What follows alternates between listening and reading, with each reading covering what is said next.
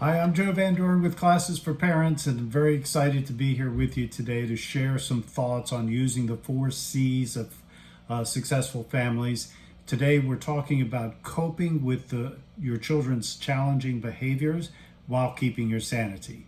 And if you haven't heard of the 4 C's before, they're clarity, communication, consistency, and community.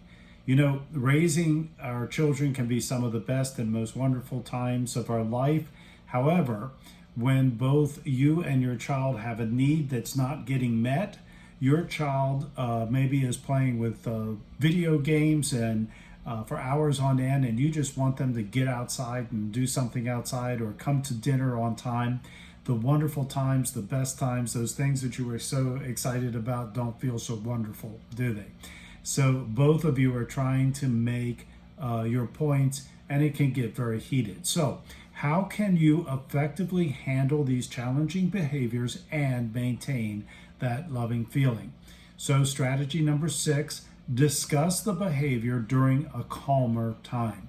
If you're in the middle of a challenging situation, be willing to say, I need a few minutes to cool down and think clearly. Now, how long should you take to cool down? Well, there's all kinds of answers to that. There's one neuroanatomist, Dr. Jill Bolte Taylor, who says, we experience anger when the anger circuit in our brain is stimulated. Anger is just a group of cells in our brain that have been triggered, and we have the power to choose to act or not. It only takes 90 seconds for that circuit to settle down. Well, she says 90 seconds. Others have proposed that it takes 20 minutes or more to cool down. But whatever you decide, if it takes 90 seconds or 20 minutes or a full day, be specific and say, I will come back to our conversation in 20 minutes or 2 hours or tomorrow. You decide the timing, but take a short break so that you can cool down when you need it.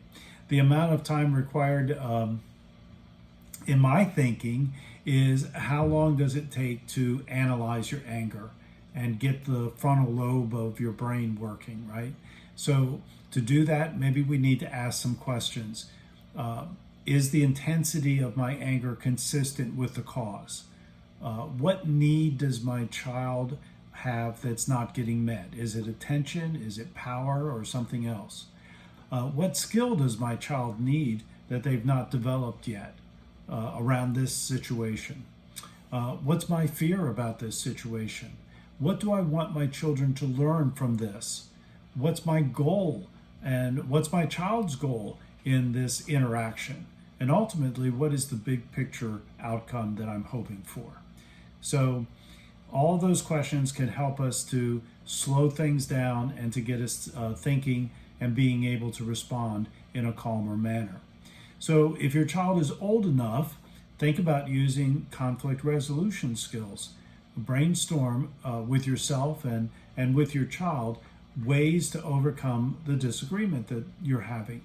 So you make a list of possibilities, possible ways of overcoming it, and the possible results of each one of those ways, and what the consequences are one way or the other. Don't get locked into one path to only get stuck when it's a dead end. Try to be as open-minded as possible, which will allow you to unlock solutions maybe that you hadn't thought of before. And some solutions you're just going to throw out because they're just not practical, they won't work for you, or maybe they even cause more problems. As the parent, you have the final say as to whether to accept the outcome or decide that it's an unacceptable answer to the issue.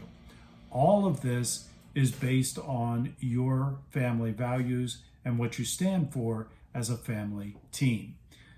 Remember that standing toe-to-toe with a child in a power struggle or in an argument can never be won. They simply don't fight fair. So take the time you need to cool down and resolve the conflict in a peaceful way.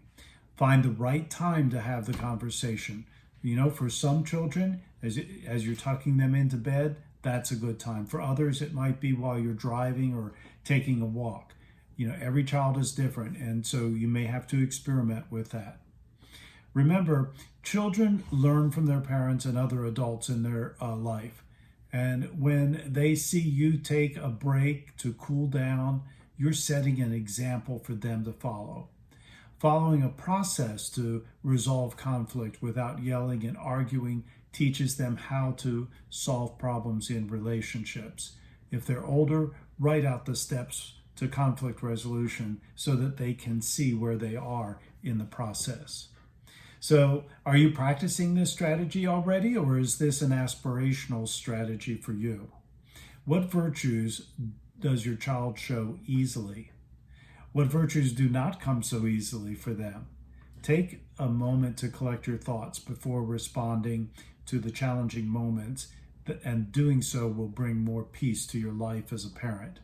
Leave your comments below.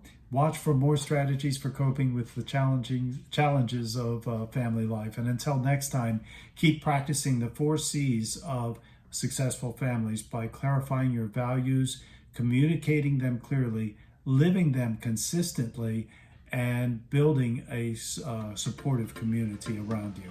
Until next time, bye.